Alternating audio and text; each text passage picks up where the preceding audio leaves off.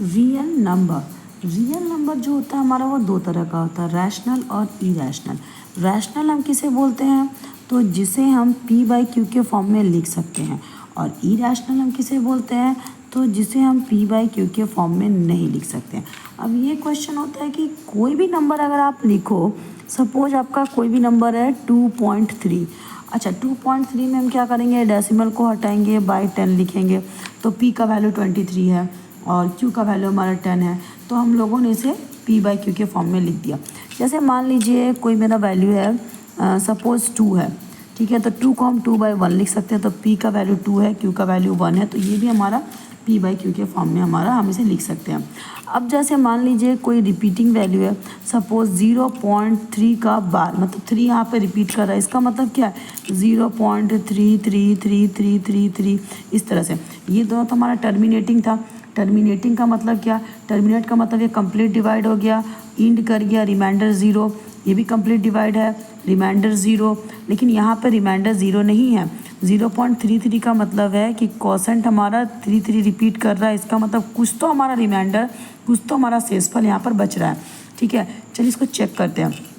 अगर हम 0.3 को x मान लेते हैं, ठीक है, 0.3 के बार को हम x मानते हैं, इसका मतलब ये हमारा 0.3333 हमारा ये रिपीट करेगा, x इज इक्वल्स टू, ठीक है।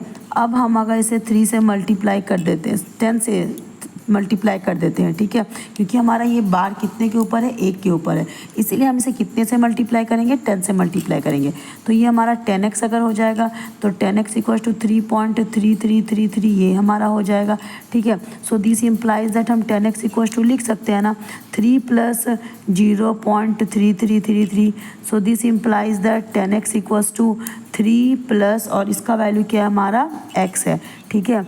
अब हम इस x को अगर इधर ले आए तो ये हमारा 10x minus X is equals to हमारा क्या हो जाएगा, 3 हो जाएगा। So this implies that 9x equals to 3 हो जाएगा। So this implies that x equals to हमारा 3/9 हो जाएगा, मीन्स x इक्वल्स टू हमारा 1/3 हो गया। तो यहाँ पर p का वैल्यू हमारा 1 है और q का वैल्यू हमारा 3 है।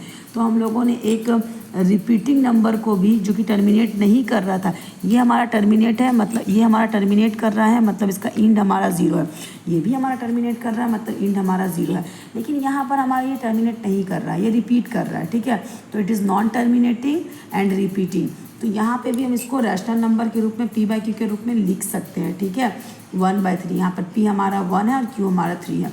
लेकिन अगर हम एक नंबर लेते हैं, सपोज हम लेते हैं √2, ठीक है, √2, तो जैसा कि आप जानते हो √2 को हम इसका वैल्यू अगर आप निकालोगे स्क्वायर रूट के फॉर्म में, ठीक है, तो ये हमारा 1.41 समथिंग ये आता है, ठीक है। और ये वैल्यू ना ही हमारा टर्मिनेट करता है और ना ही हमारा रिपीट करता है। टर्मिनेट करने का मतलब ये इंड नहीं होता है, ये ख़त्म नहीं होता है, इसका क्वोशेंट फिक्स नहीं होता है, ठीक है। और साथ ही ना ही हमारे ये रिपीट करता है, मतलब कोई भी डिजिट यहाँ पर ऐसे 4 1 है, सपोज उसके बाद हमारा 4 2 आया, ठीक है, उसके बाद अगर मान लीजिए 4 आएगा तो 4 के बाद कुछ और भी आएगा, सपोज 9 आ जाएगा, तो ये ना तो टर्मिनेट करेगा, ना ही ये नहीं आपका रिपीट करेगा, ठीक है। तो ऐसे नंबर को हम लोग बोलते हैं इरैशनल। क्यों बोलते हैं, अगर आप इसे हटाते हो सपोज इस डेसिमल को, और आपने यहाँ पर लिखना है 0 डिवाइड देना है, ठीक है, तो आप कितने 0 आप नीचे लिखोगे, आपको तो ये पता ही नहीं है ना ये कितने नंबर तक जा रहा है। ये आपका नॉन टर्मिनेटिंग है, मतलब ये कंटिन्यू जा ही रहा है, और ये आपका, तो आप कितने 0 यहाँ पर लगाओगे, आपको पता ही नहीं है कितने 0 लगाओगे, तो आप इसे p बाई क्यू के फॉर्म में नहीं लिख सकते हो, ठीक है। इसीलिए हम सारे रूट वाले नंबर को, जितने भी हमारे रूट के नंबर होते हैं, √2 हो गया, √3 हो गया, ये सारे नंबर हमारे इरैशनल होते हैं। और अगर किसी इरैशनल में, सपोज जैसे हमारा √5 एक इरैशनल नंबर है, इसमें हमें कोई भी नंबर मल्टीप्लाई कर देते हैं, सपोज 7 मल्टीप्लाई कर देते हैं, तो ये भी हमारा इरैशनल नंबर ही हो जाएगा, ठीक है। तो इस तरीके से कोई भी रूट वाला जो नंबर होता है वो हमारा इरैशनल होता है। पाई भी हमारा इरैशनल है। इरैशनल क्यों है, कोई आपसे पूछे इरैशनल कब होता है, तो जब वो ना तो टर्मिनेट करता है और ना ही आपका रिपीट करता है। तो इरैशनल नंबर जो हमारा होता है वो हमारा non terminating and non repeating, ना ही वो हमारा रिपीट करता है, ठीक है। और यही कारण है कि हम उसे p बाई क्यू के फॉर्म में नहीं लिख सकते हैं। तो इस तरह से हम लोगों ने आज जाना कि रियल नंबर अगर दो तरह का होता है, रैशनल और इरैशनल, तो कैसे नंबर्स को हम लोग रैशनल बोलते हैं और कैसे नंबर को हम लोग इरैशनल बोलते हैं।